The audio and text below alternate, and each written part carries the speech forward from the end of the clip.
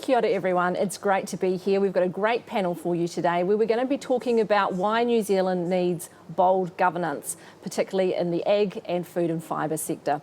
It's a fact that the world has changed. There's more than a rebuild required across the country. We're completely reframing our lives, our communities, and changing the focus and building new in terms of direction and the shape of the country.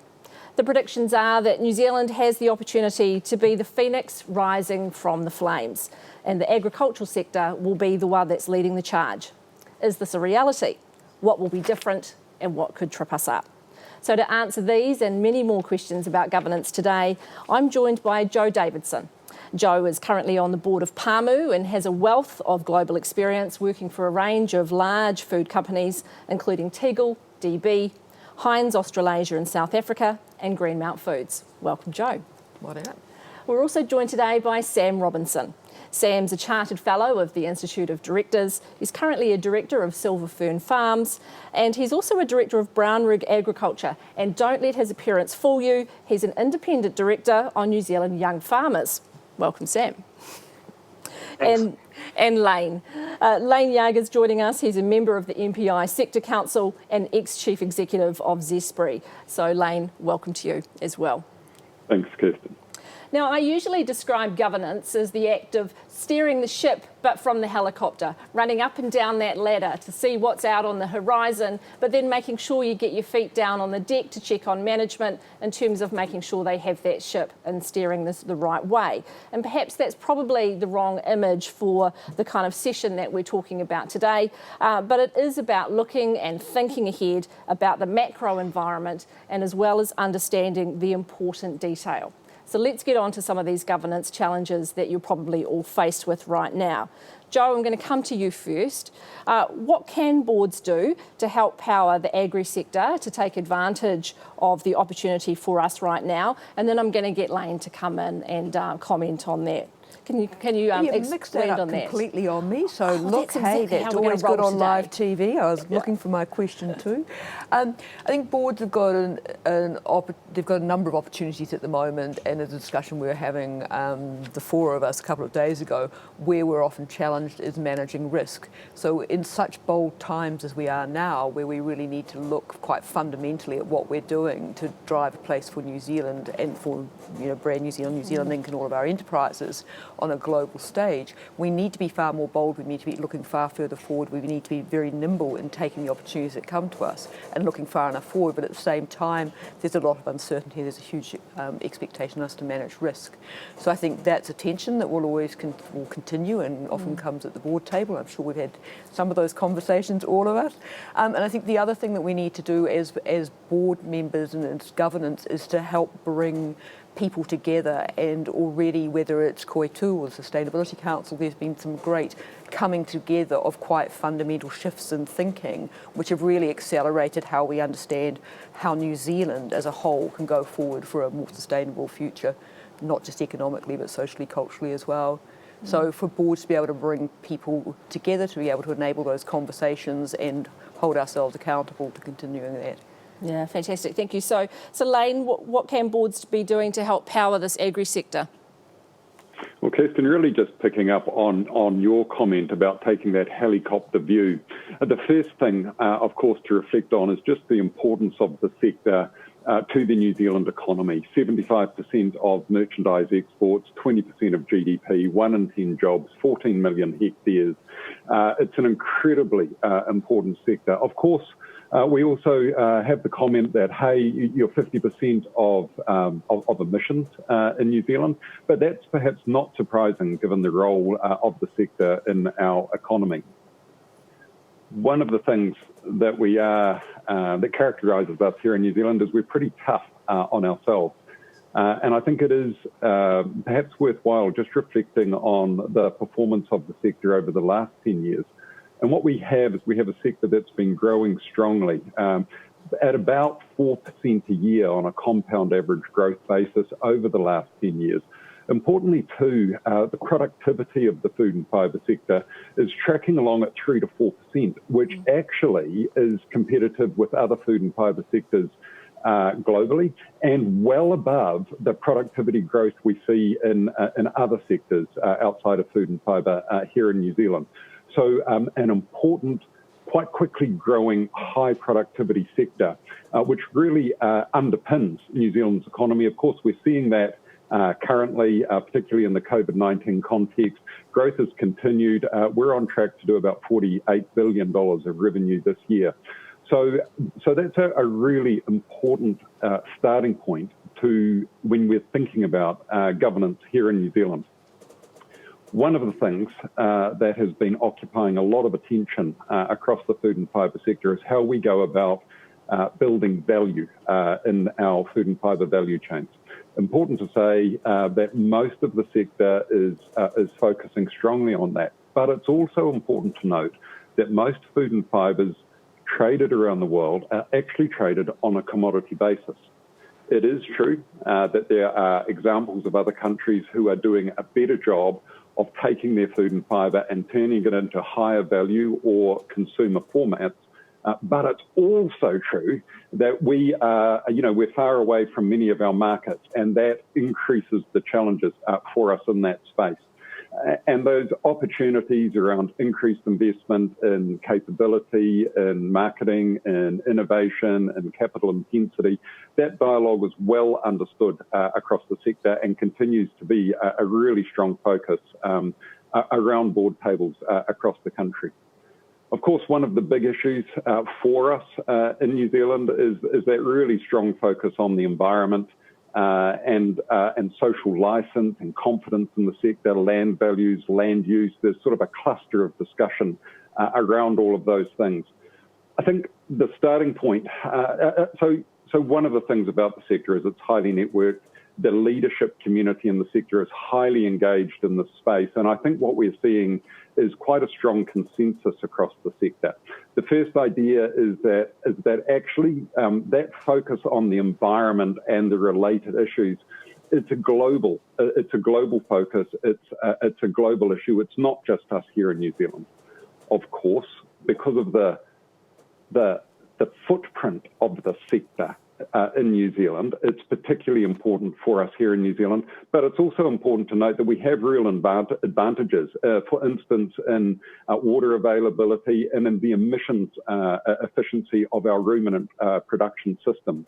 And so I think what we're seeing is this consensus or emerging consensus across the sector that what we have is an opportunity to really accentuate our natural advantages to build our competitive advantage and environmental excellence. I think the sector's well down that track. I think we're focused on it, but I acknowledge that we have a lot more to do, and that's a real focus around board tables across New Zealand. Finally, I should touch on global demand. Yes, it's true we're seeing the emergence of plant proteins, of synthetic proteins, but it's also true we're seeing a global growth in the population. It's true that we're seeing continued strong demand, and we should expect to continue to see that demand for high value, high quality, safe nutrition. I think we're seeing that certainly reflected in the demand numbers. We recognise that there's a possibility for increased volatility associated with the impacts of COVID-19 on the global environment. So where does that take us from a governance perspective? Well, certainly it's about continued focus on building productivity, on building value growth, building markets and brands, evolving value chains, building company capability, building momentum around environmental excellence, and of course managing that volatility. Yep. So in other words, I don't think this is new. I think the challenges are real and present, and I think the sector is very engaged and focused on those challenges. Fantastic. Thank you. Thank you. I mean, just building on this issue, particularly they've raised around value and brand, Joe. Obviously, that's something that you've spent a lot of your executive career and obviously now bring as a huge asset to the board table. We're hearing a lot about leveraging that New Zealand brand and being an opportunity post-COVID and how we build that value. How can we optimise on that opportunity and are boards being bold enough? I think if you step back and look at brand, and I come to this panel with more of a marketing and sales background than particularly an agricultural background, I think if you look back at brand, the purpose of brand is to actually deliver sustainable value for the brand owner. And historically, where that's been commercial economic, it's now also social, cultural, environmental, and the responsibilities that come with that. And you can only have a brand if you actually have a really deep connection and understanding and insight around who your consumer and shopper is and market is and what they need and how that links up with your own core competencies. And brand's not a static thing, so once you've got it, you've got to aggressively build it and vociferously protect it. And I think that is a challenge, and as Lane is talking to, we have a far greater cohesive view in New Zealand now within the primary sector than we have done as to what brand New Zealand is, because if it's your own company brand, that's fine, you control it, but if it's brand New Zealand, you're actually relying on a whole lot of parties to come together to share a vision, and that's hugely challenging, and again, a place where boards have a role. And it's also not how we project ourselves externally to our markets, but it's also how we project ourselves domestically as well. So I think it's both an international and a domestic thing. And traditionally, sort of for the public, well, certainly actually starting with markets, for our markets, a lot of what consumers have expected of New Zealand has come from the tourism imagery of snowy hills and green paddocks with clean white sheep dotted about it and rivers rushing to pristine seas that are full of fish. Or some rugby teams doing bloody well, but I can't get into sports analogies, even though it's Fieldays, I'm afraid I'm not a big supporter. Talk F1, I'll be there with you. But so they've got those sort of things, and then alongside there's been people who have been in the primary industries for an awful long time, building a transparency and a trust on the way we do business. So there's an awful lot of positives sitting around New Zealand. And what New Zealand brand means. But with that, especially in these days where transparency is so important, it doesn't take much to destroy a brand, or at least have a decent degrading of it. So this comes back to a challenge, and I think a challenge for us as board as well, as to what is a cohesive brand New Zealand, and then how do we support that? How do we build it, and how do we protect it, and how do we not actually undermine our own efforts? And I could go on for quite some time more on this one. We'll definitely come back and explore a little bit more of those things as well as we bring Sam into the conversation. So Joe's highlighted some of the threats at the tail end there, Sam. I'm interested in your view. What are you seeing as the key issues and challenges? What are the things that could sort of stop us from achieving all of these great things that Lane and Joe have outlined need to get done? Probably the biggest thing that can stop us is this lack of positive attitude, I think, Kirsten. I just think that the industry, the sector's always had leadership. We need to continue to display that leadership, have a positive attitude, a can-do attitude. And the way I look at it, just building on Lane's point, is that we feed calorifically 30 to 40 million people. Let's not think of feeding people in terms of calories. Let's think of people that want to eat rather than need to eat. I use that as my guiding thing. We're feeding people that want to eat rather than need to eat. Need to eat, they need calories. Want to eat, they want our food for the excitement, for the vision, for the background, for the sense of occasion. So just think what you're going to have for dinner tonight in your own home with your own wife, partner, child, whatever it might be. And then think when you go out to a restaurant and have a special occasion as to how you reach for that better bottle of wine, you reach for that prime steak or the lamb rack or whatever it might be. That's the sort of food I'm producing. Earlier in the show, Mike Peterson did describe the problems we run into in the globe in terms of food service, but there's plenty of other opportunities in terms of feeding people at home with that quality produce. So the first challenge we've got, I think, to face up to is the question of our environmental footprint. And Lane made the point that it's not only New Zealand, but it's globally that's an issue. I think we've got a great opportunity in New Zealand to not see that as a threat, but see it as an opportunity by demonstrating that we can farm within our environment, that we can farm without degrading waterways, that we can farm in a relatively carbon neutral way. In my own case, a farm, sheep and beef farm, hill country, 20% of it's not in pastoral agriculture. We are carbon neutral, even taking account of the ruminant gases which are being exposed day by day. So there are opportunities there, but my plea would be that we that when we measure the environment, we measure it in a scientific way rather than in a sort of a ad hoc way. And over the years, New Zealand's always been very strong at measuring outcomes from the environment rather than inputs. There seems to be a drift towards inputs now, which is the European way. It worries me that we've got this fixation on nitrogen in waterways. Water quality is more than nitrogen. It's phosphorus, it's E. coli, it's turbidity. It's a whole measure of things. And one way we could do that is by looking at the little critters that live in the water. They'll tell you whether it's good, bad, or indifferent.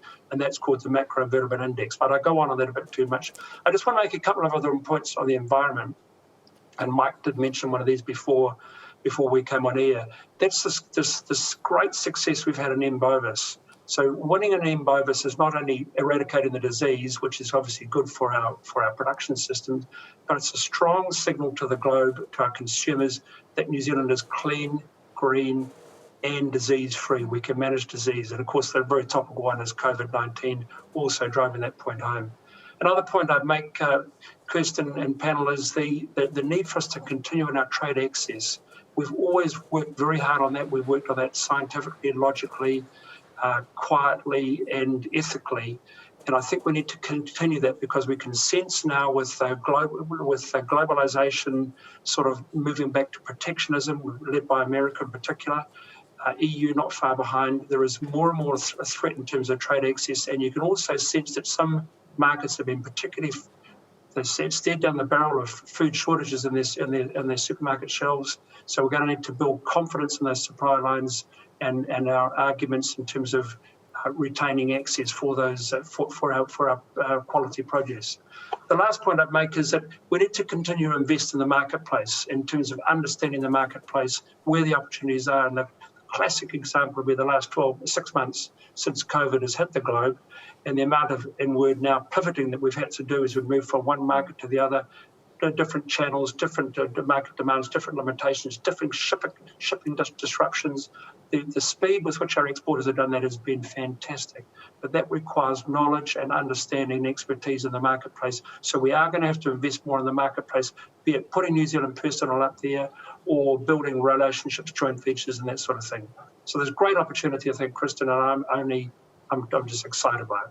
Yeah, fantastic. Elaine, I'm going to come to you next. One of the things I hear from CEOs, management teams, family-run businesses, when I talk to them about governance, is they say, oh, no, I'm not interested in a board. That's all sort of a compliance and it's all about backwards looking and that's all about control.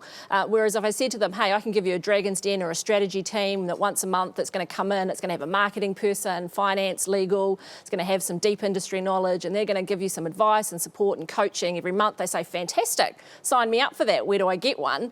I tell them it's called a board, and all of a sudden, no, not so much. So, are our boards in New Zealand too risk adverse? Are we taking enough risk? Are we comfortable as a community with risk? Because the flip side of risk is opportunity. We've outlined the opportunity.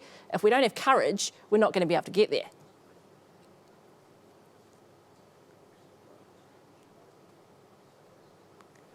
Kirsten, I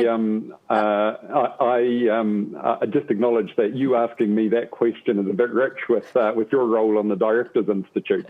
Let me first of all say that as a generalisation, I think we're pretty well served by our boards across the food and fibre sector here in New Zealand. I think we all acknowledge that it's a work in progress. And that's a critical thing about our boards is the extent to which we reflect and say, do we really have the right capability and focus and diversity around the board table? One of the inherent challenges in our food and fibre sector is that it's comprised of many small to medium-sized enterprises. And of course, talking about governance for our big food and fibre businesses is quite a different thing to talking about governance at farm level.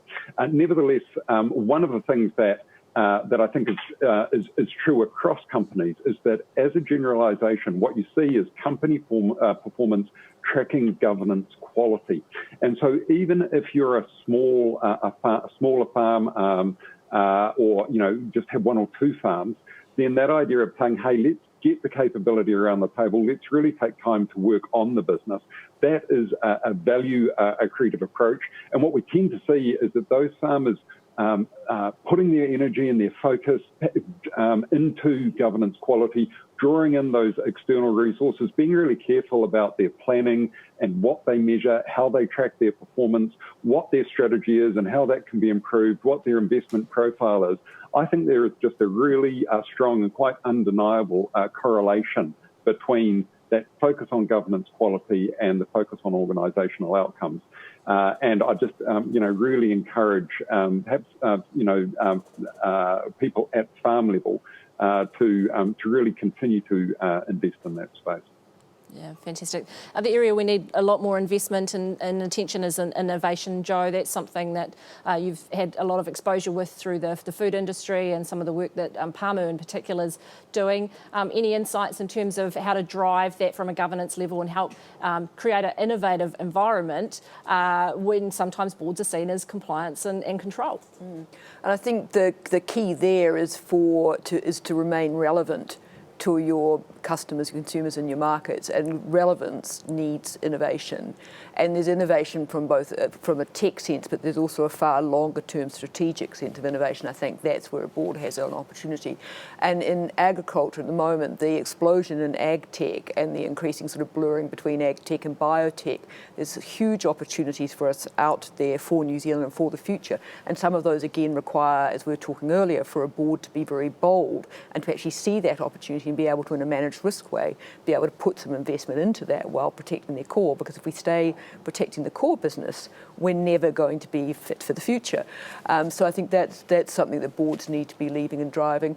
When you talk around Pāmu, I think there's some really interesting innovations that come from things like category adjacencies and spring sheep, which will be dear to Lane as well. I think it's a really excellent example of where taking the learnings from dairy, be it operating systems, genetics, consumer demand for increasingly personalised nutrition solutions, a shorter supply chain where you've got online and you've got direct through to your consumers as well as a more traditional supply chain, investment in the supply chain like the build of a Melody dryer. So you've got a fantastic learnings from dairy, improvement in relevance to that particular consumer through sheep milk. So you're learning and building, and then now even within Pāmu actually taking those learnings to deer milk.